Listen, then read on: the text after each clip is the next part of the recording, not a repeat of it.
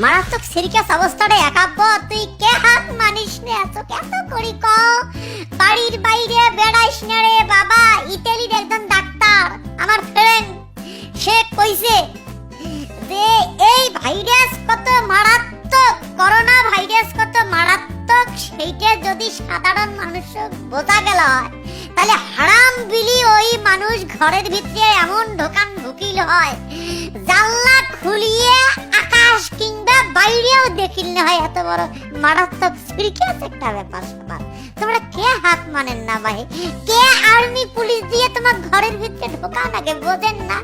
এই corona virus দাগ ধরবে তার একটা ফুসফুস খেয়া ফেলাইবে। প্লিজ প্লিজ তোমরা দোহাই আল্লাহর ঘরের ভিতরে ঢোকো।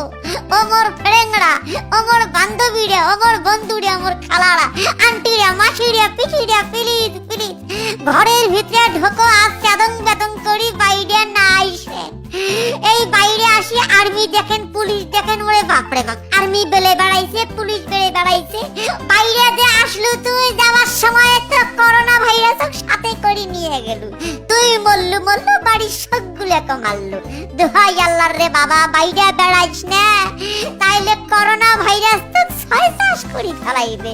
Please please my dear everything and all, stay home, stay home, stay home.